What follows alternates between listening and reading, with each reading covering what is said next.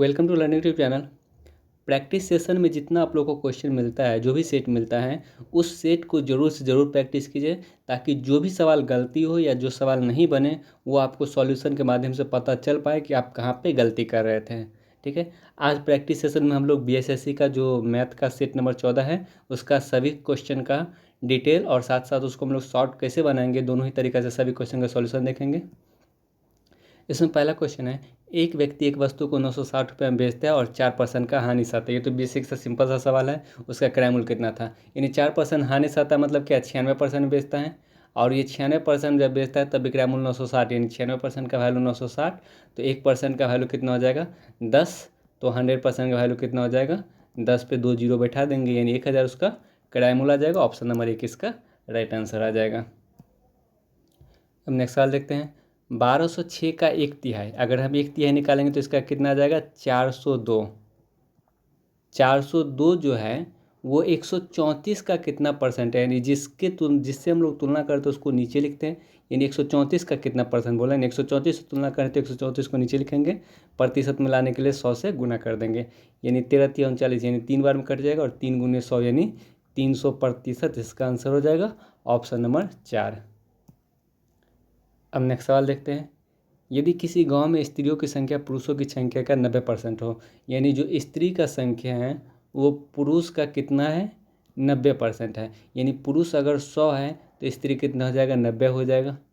ठीक है, तो क्या चीज़ पूछ रहा है, पुरुषों की संख्या स्त्रियों की संख्या का कितना प्रतिशत है, यानी अब बोला जा रहा है पुरुष का संख्या जो 100 है वो स्त्री का संख्या 90 का कितना प्रतिशत है, यानी जिससे हम लोग तुलना करते हैं उसको नीचे लिखते हैं। तो अब हमें निकालना है स्त्रियों की संख्या का, तो स्त्री की संख्या को नीचे लिखेंगे और प्रतिशत में लाने के लिए हम क्या करेंगे 100 से गुना कर देंगे, 1 जीरो से 1 जीरो कैंसिल हो जाएगा, यानी 1000/9, फिर 9 से ये एक बार में लगेगा, फिर 9 से ये एक बार में लगेगा, 111 पॉइंट समथिंग आएगा, यानी 111.1111 आते रहेगा, यानी अप्रॉक्स में जो है वो 111 इसका प्रतिशत। ऑप्शन नंबर 4 इसका राइट आंसर हो जाएगा। अब नेक्स्ट सवाल देखते हैं, जॉन ने एक राशि 10% वार्षिक साधारण ब्याज की दर पर निवेश की, 4 वर्ष बाद वो राशि ब्याज सहित 770 रुपया हो जाती है, यानी जो राशि हो जाती है वो क्या होता है अमाउंट, यानी मिश्रधन होता है, यानी मिश्रधन कितना दिया गया है 770 दिया गया है। साधारण ब्याज में जब हमें ब्याज निकालना रहता है तो हम लोग क्या करते हैं डायरेक्ट दर को समय से गुना कर देते हैं, यानी 10% की दर से 4 ईयर का जो ब्याज होगा वो कितना हो जाएगा 40% ब्याज हो जाएगा। अगर हम अमाउंट का बात करें तो अमाउंट कितना हो जाएगा 140% हो जाएगा, 100 में ऐड कर देंगे, अमाउंट 140% हो जाएगा और ये 140% का वैल्यू कितना दिया गया 770 दिया गया है, तो 1% का वैल्यू कितना हो जाएगा 770/140, तो हमें 100% का वैल्यू निकालना है, तो 100% का वैल्यू कितना हो जाएगा 770/140 × 100, यानी 1 जीरो से 1 जीरो कट जाएगा और ये 14×5 = 70, फिर 14×5 = 55 बार में, यानी 55×10 550 इसका मूलधन आ जाएगा। ऑप्शन नंबर 3 इसका राइट आंसर हो जाएगा। तो एक चीज़ यहाँ पे ध्यान देंगे कि अगर हमें साधारण ब्याज में ब्याज निकालना रहेगा तो क्या करेंगे, सबसे पहले दर को समय से गुना कर देंगे, जितना आएगा जितना प्रतिशत आएगा वही प्रतिशत उसका ब्याज हो जाएगा, और अमाउंट निकालना रहेगा तो हम लोग क्या करेंगे जो ब्याज आएगा उसको 100 में ऐड कर देंगे तो 140% हो जाएगा, 140% अमाउंट आ गया और ये 140% का वैल्यू 770 दिया गया था, तो 100% का वैल्यू निकाल लेंगे। अब नेक्स्ट सवाल देखते हैं, 6400 रुपये का 2 वर्ष में 7.5% प्रतिवर्ष की दर से चक्रवृद्धि ब्याज कितने रुपया होगा, यानी इसको तो आप चाहें तो फार्मूला से भी बना सकते हैं, फार्मूला से बनाएंगे तो थोड़ा सा टाइम लग जाएगा, यानी पहले हमें अमाउंट निकालना पड़ जाएगा फार्मूला से। अमाउंट बराबर क्या होता है P×1 + R/100 फिर अमाउंट निकालने के बाद हम क्या करेंगे मूलधन को उसमें से घटा देंगे तो हमें चक्रवृद्धि ब्याज प्राप्त होगा। ठीक है, या फिर इसको बेसिक से अगर सॉल्व करना चाहे तो बहुत जल्दी बन जाएगा। देखिए चक्रवृद्धि ब्याज क्या होता है कि ब्याज पे भी जो ब्याज मिले उसी को हम लोग चक्रवृद्धि ब्याज बोलते हैं। ठीक है, तो 6400 रुपया पर 7×14 15/2% की दर से कितना ब्याज मिलेगा, यानी 15/2% की दर से, यानी 15/200 निकालेंगे तो डबल जीरो कट जाएगा, 2 से कितना बार में कटेगा 32 बार में, यानी 15×2 = 30, 15×2 = 15×3 = 45, 3×48, यानी 480 रुपया ब्याज मिलेगा। 6400 पर 7.5% की दर से 480 रुपया पहला साल में ब्याज मिलेगा, 480 रुपये ब्याज मिल जाएगा। दूसरा साल भी आपको मूलधन पर 6400 पर 15/2% की दर से 480 रुपया ब्याज मिलेगा ही मिलेगा। और साथ ही साथ पहला साल जो 480 रुपया पर ब्याज 480 रुपया ब्याज मिला था, इस ब्याज पे भी हमें ब्याज मिलेगा। अगर हम 480 का 7.5% की दर से ब्याज निकालें, यानी 15/200% अगर हम निकालें तो कितना निकलेगा, 0 कर गया, 5 से 3 बार में, 5 से 4 बार में, और 4 से कितना बार में, 12 बार में, 12×3 36 रुपया ब्याज मिल जाएगा। यानी मूलधन पे पहला साल 480 रुपया ब्याज मिला, दूसरा साल भी 480 रुपया ब्याज मिल जाएगा। चक्रवृद्धि ब्याज में क्या होता है, ब्याज पे भी ब्याज निकालना पड़ता है। यानी पहला साल जो हमें 480 रुपये ब्याज मिला था, उस ब्याज पे अगर हम ब्याज निकालेंगे तो 36 रुपये ब्याज मिल जाएगा। यानी टोटल ब्याज यहाँ से कितना हो जाएगा, 480 + 480 960 ये हो जाएगा, और 36 ये हो जाएगा, यानी 996 इसका टोटल ब्याज आ जाएगा। इन ऑप्शन नंबर 2 इसका राइट आंसर हो जाएगा। यहाँ हमें ज़रा सा भी थोड़ा सा भी कैलकुलेशन करना पड़ा। अगर हम इस तरह से ट्री रूल से बनाते हैं, ब्याज पे भी ब्याज निकाल के बनाते हैं, तो हमें क्या होता है कि सवाल कोई भी सवाल आप बहुत जल्दी सॉल्व कर पाएंगे चक्रवृद्धि ब्याज का मैक्सिमम सवाल। अब नेक्स्ट सवाल डीआई से है। इसमें पहला क्वेश्चन है कि उन कामगारों की संख्या कितनी है जिनका दैनिक भुगतान 20 रुपया है। ठीक है, यानी देखिए 20 रुपया यहाँ भी है, 20 रुपया यहाँ भी है, इसमें कन्फ्यूज नहीं होना है। दैनिक भुगतान बोला जा रहा है ना, ये जो नीचे वाला एक्स एक्सिस है ये किसका दिया गया है, ये कामगारों की संख्या दिया गया है। ठीक है, और यहाँ बोला जिनका दैनिक भुगतान 20 रुपया है, और ये जो वाई एक्सिस है ये क्या देगा, प्रत्येक कामगार को किया गया दैनिक भुगतान, यानी ये वाई एक्सिस दैनिक भुगतान है। तो 20 रुपया जो दैनिक भुगतान है वो कितना को मिल रहा है, ये 20 कर्मचारी को मिल रहा है, यानी ये 20 कर्मचारी है ना। तो इस सवाल का जो आंसर होगा ऑप्शन नंबर 3 हो जाएगा। अब नेक्स्ट सवाल देखते हैं। 9 कामगारों वाले समूह को दिया गया दैनिक भुगतान कुल कितने रुपया था। देखिए 9 कामगार की संख्या 9 यहाँ पे है, और प्रत्येक कामगार को कितना मिल रहा है दैनिक भुगतान, 35 रुपया मिल रहा है। तो टोटल भुगतान कितना हो जाएगा, 9 × 35 यानी 9 × 5 = 45, 4 9 × 27 4 31 यानी 315, ऑप्शन नंबर 2। अब नेक्स्ट सवाल देखते हैं। ये सिंप्लीफिकेशन का सवाल है और बहुत ही ईजी सवाल है, इसमें कुछ करना नहीं है। सबसे पहले 1 + 1/5 कितना हो जाएगा, 6/5 हो जाएगा, और ये बट्टा के कारण ये 6/5 जो है वो 5/6 हो जाएगा, यानी ये जो 5 कट के ऊपर चला जाएगा 5/6 हो जाएगा। तो ये कितना है, 6 + 5 11/6। इस सवाल का जो आंसर होगा ऑप्शन नंबर 1 हो जाएगा। नेक्स्ट सवाल देखते हैं। दो संख्या का लघुत्तम समावर्त 520 है और महत्तम समावर्त 4 है। यदि एक संख्या 52 हो तो दूसरी संख्या कितना होगा। हम लोग को फॉर्मूला पता है कि जो दो संख्या का गुणन होता है, दो संख्या का गुना वो किसके बराबर होता है, एलसीएम गुने एचसीएफ, यानी लॉसो गुने मसो के बराबर होता है। इसमें पहली संख्या 52 दिया गया है और दूसरी संख्या हम लोग x मान लेते हैं। ये किसके बराबर हो जाएगा, एलसीएम, यानी लघुत्तम समावर्त 520 दिया गया है और महत्तम समावर्त 4 दिया गया है, यानी 52 से ये 10 बार में कट जाएगा, तो जो दूसरी संख्या x आएगा वो कितना हो जाएगा, 40 आ जाएगा। इस सवाल का आंसर ऑप्शन नंबर 1। अब नेक्स्ट सवाल देखते हैं। 0.42 गुने 100 के पावर k = 42, तो k का मान कितना होगा। देखिए तो बेसिक बहुत ही सिंपल सा सवाल है। अगर ऑप्शन से आप k का मान 1 रखते हैं तो 0.42 गुने 100 के पावर 1, तो यानी 100 ही होगा, और इस दशमलव को हटाएंगे तो आप 2 जीरो नीचे आएगा, ये 0 0 कर जाएगा, तो 42 आ गया, और हमें 42 के बराबर ही लाना था। तो इस सवाल का आंसर होगा ऑप्शन नंबर 3 हो जाएगा। ठीक है, अगर बहुत लोग बोलेंगे इसका बेसिक से अगर हम बनाएं तो कैसे बनेंगे, कुछ नहीं करना। बेसिक से बनाने के लिए 0.42 है ना, तो इसको आप 42/100 लिख सकते हैं। ये 42/100 लिख सकते हैं, गुने 100 के पावर के = 42।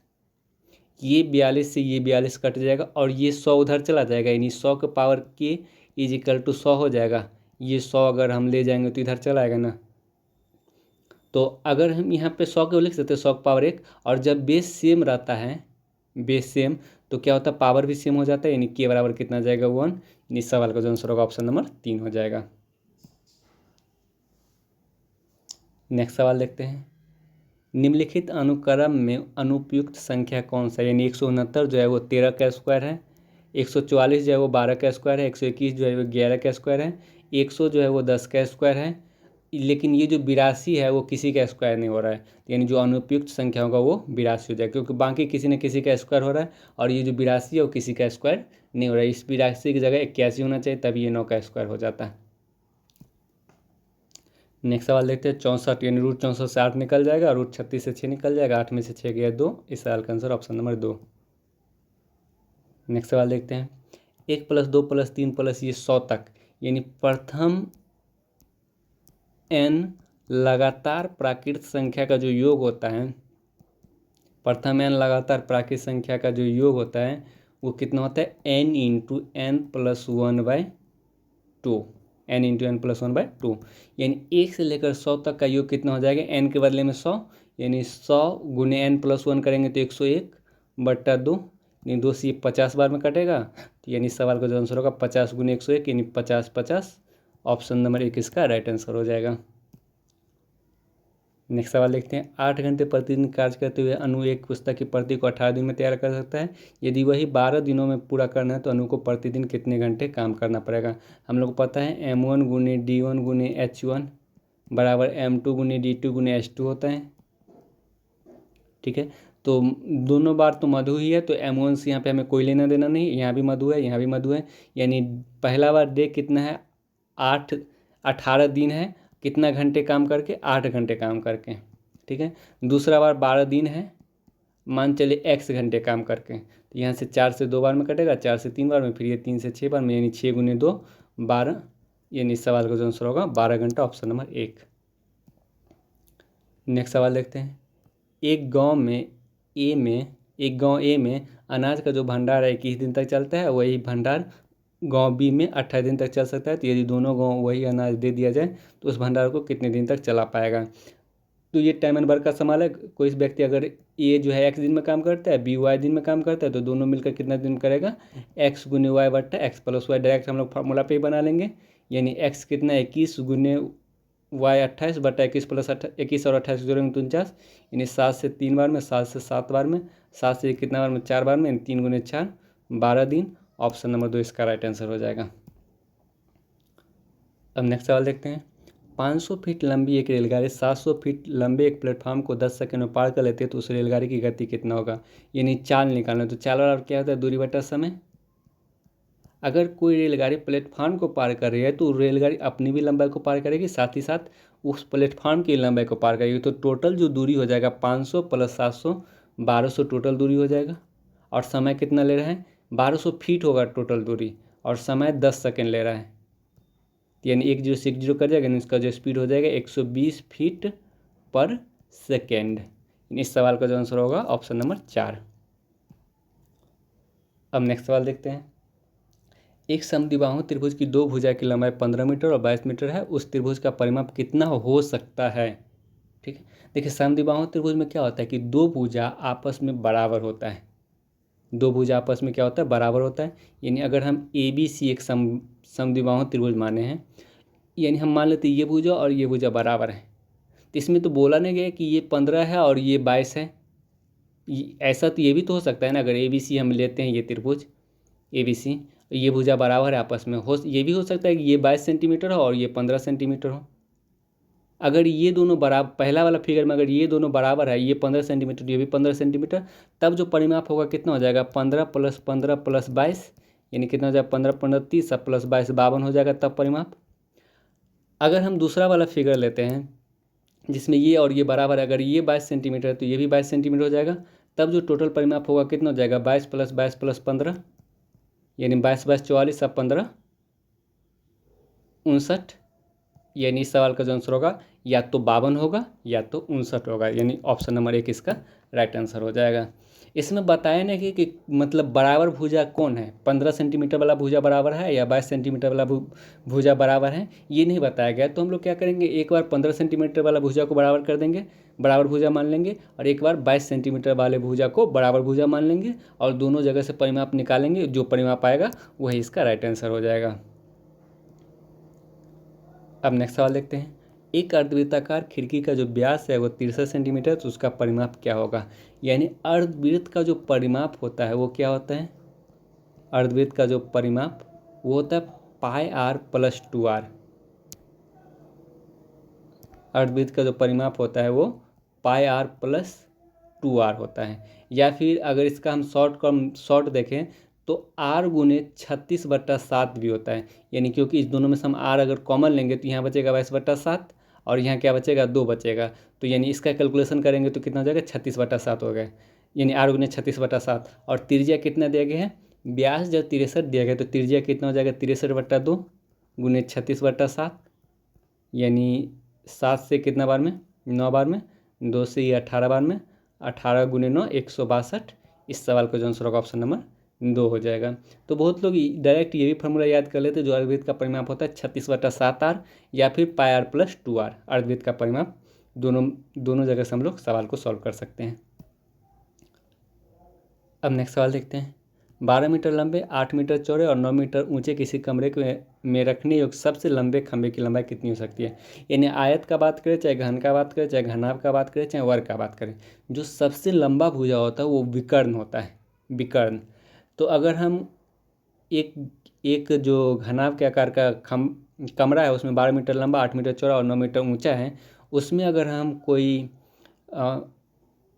लंबा खंभा रखेंगे तो उसका सबसे लंबाई क्या हो जाएगा, उसका विकर्ण। और घनाभ का जो विकर्ण होता है वो क्या होता है, विकर्ण, वो √L² + B² + H², और L के बदले में कितना है, 12 का स्क्वायर + 8 का स्क्वायर + 9 का स्क्वायर।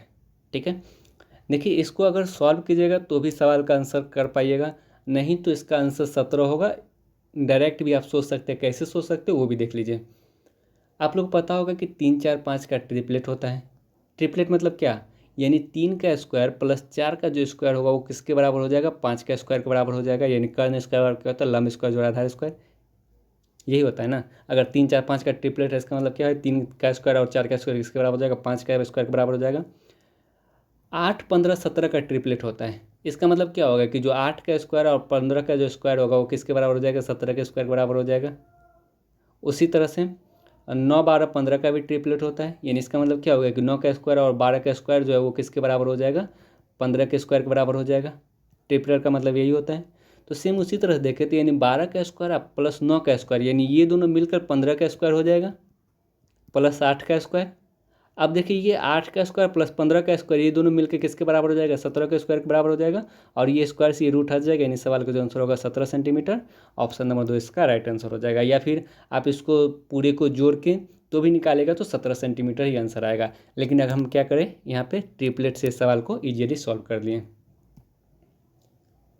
अब नेक्स्ट सवाल देखते हैं। किसी वस्तु के अंकित मूल्य पर 24% की छूट दी जाती है, उसके बाद वो वस्तु 342 रुपये में बेचा जाता है। यानी अंकित मूल्य 100 रुपया था, अगर हम 24% का छूट देते हैं तो इसका मतलब हम लोग कितना में बेचते हैं, 76% में बेचते हैं। और बेच कितना में रहे हैं, 342 में, यानी 76% का वैल्यू 342। अगर हम 2 से काटेंगे तो ये 32 बार में, सॉरी ये 38 बार में, और 2 से काटेंगे तो ये कितना बार में कट जाएगा, इसी को काट देते हैं, ये 50 बार में।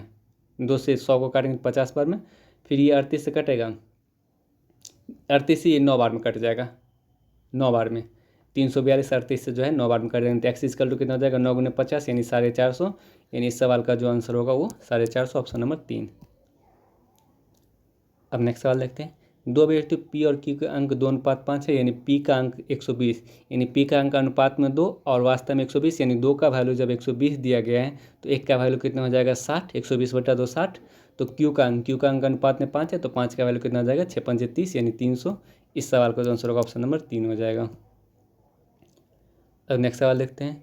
2 कारों की गति का अनुपात 5:4 है, तो समान दूरी तक जाने में लगने वाले उनके समय का अनुपात क्या होगा। यानी जब दूरी का अनुपात, डिस्टेंस का अनुपात, सॉरी स्पीड का अनुपात दिया गया ना, स्पीड का अनुपात 5:4 है, तो टाइम का जो अनुपात होता है वो स्पीड के अनुपात का जस्ट रिवर्स होता है, यानी 4:5 हो जाएगा।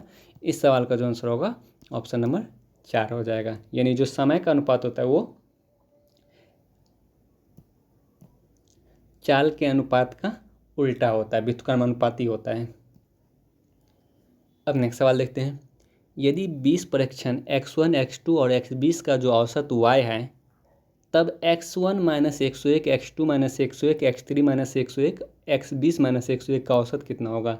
एक चीज़ ध्यान दीजिएगा, और ये चीज़ हम बहुत बार बता भी चुके हैं कि अगर किसी संख्या का औसत कुछ दिया जाए और प्रत्येक संख्या में जो चेंजिंग करेंगे, यानी प्रत्येक संख्या में जो हम लोग चेंज करेंगे वही चेंज किया जाएगा औसत में ही, वही चेंज औसत में भी होगा। हम क्या कर रहे हैं, पर यानी 20 संख्या का जो औसत y दिया गया है, हम क्या कर रहे हैं, प्रत्येक संख्या में 101 का कमी कर रहे हैं, 101 का कमी करें प्रत्येक संख्या में, तो क्या होगा कि औसत में भी 101 का कमी हो जाएगा। इसका मतलब जो नया औसत होगा वो y माइनस 101 ऑप्शन नंबर 2 हो जाएगा। यानी प्रत्येक संख्या में हम जो चीज़ चेंजिंग करेंगे, यानी प्रत्येक संख्या में अगर हम प्रत्येक संख्या को दोगुना कर रहे हैं, औसत भी दोगुना हो जाएगा। प्रत्येक संख्या में हम 10 का वृद्धि कर रहे हैं तो औसत में भी 10 का वृद्धि हो जाएगा। यानी प्रत्येक संख्या में हम जो चीज़ का वृद्धि या कमी करेंगे, यानी जो परिवर्तन करेंगे, वही परिवर्तन किस में हो जाएगा, औसत में भी हो जाएगा। तो इस सवाल का direct answer y minus 101 option number 2 हो जाएगा। अब नेक्स्ट सवाल देखते हैं। 27 संख्या का औसत 60 है यदि एक संख्या बदलकर 28 के बजाय 82 कर दिए। यानी कोई संख्या 28 था, इसके बदले हम क्या कर दिए, 82 कर दिए। यानी कितना ज़्यादा वृद्धि कर दिए, हम संख्या में कितना ज़्यादा वृद्धि किए, तो यहाँ पे हम लोग ये 54 ज़्यादा वृद्धि किए। हम संख्या में 54 ज़्यादा वृद्धि किए तो औसत में कितना का फर्क पड़ जाएगा। यानी टोटल संख्या 27 है, तो यानी औसत में ये 27 हम भाग देंगे तो 2 वृद्धि हो जाएगा।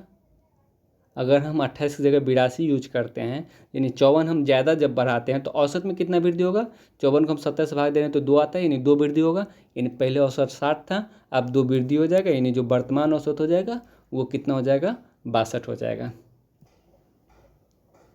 अब नेक्स्ट सवाल देखते हैं। एक दूधिये ने 70 लीटर दूध 630 रुपये में खरीदा और उसी में 5 लीटर पानी मिला दिया। तत्पश्चात यदि वह उसे 9 रुपये प्रति लीटर की दर से बेचे तो उसे कितने प्रतिशत का लाभ होगा। देखिए, इसका सबसे पहले हम लोग इसका जो बेसिक्स हम उसको कैसे बनाएंगे वो बता देते हैं। उसके बाद हम इसको शॉर्ट में कैसे बनाएंगे वो भी बता देते हैं। सबसे पहले बेसिक देख लेते हैं। यानी 70 लीटर को हम लोग क्या किए, 630 में खरीदे, तो यानी 630 मेरा क्या आ गया, ये कैरामूल आ गया। जब हम 5 लीटर पानी मिला देंगे तो टोटल मिश्रण मेरे पास 75 लीटर हो जाएगा। और इस 75 लीटर को हम लोग क्या किए, 9 रुपये प्रति दर से बेचेंगे तो कितना बेचिए, यहाँ से हम लोग विक्रयमूल्य निकाल लेंगे। अब जब हमारे पास क्रयमूल्य और विक्रयमूल्य जब पता चल जाएगा तो हम लोग ईजिली लाभ या हानि निकाल सकते हैं। ये तो उसका बेसिक तरीका हुआ। इसको अगर शॉर्टकट में बनाना होगा तब कैसे बनाएंगे वो चीज़ था, समझिएगा। यहाँ पे सबसे पहले एक चीज़ बताइए, 70 लीटर को अगर हम 630 में खरीदे तो यानी 1 लीटर का जो कीमत आ जाए वो 9 रुपये आ गया। 1 लीटर की कीमत 9 रुपये, और आप 9 रुपये में बेच भी रहे हैं। 9 रुपये में खरीदे भी थे, 9 रुपये प्रति लीटर की दर से, और 9 रुपये प्रति लीटर की दर से बेच भी रहे हैं। इसका मतलब जो लाभ होगा, यानी आप उस मूल्य को समान रखे हैं, यानी जो भी लाभ होगा वो किस पे होगा, जो आप पानी मिलाए होंगे वही पानी मेरा लाभ हो जाएगा। तो आप कितना लीटर पानी मिला रहे हैं, 5 लीटर पानी मिला रहे हैं, तो 5 लीटर आपका लाभ हो गया। कितना लीटर में मिला रहे हैं, 70 लीटर में ना, तो 70 लीटर को हम लोग नीचे लिखेंगे और लाभ प्रतिशत निकालने के लिए 100 से गुना कर देंगे। 5 से कितना बार में कटेगा, 14 बार में, 2 से ये 7 बार में, 2 से 50 बार में, यानी 50/7% का लाभ होगा।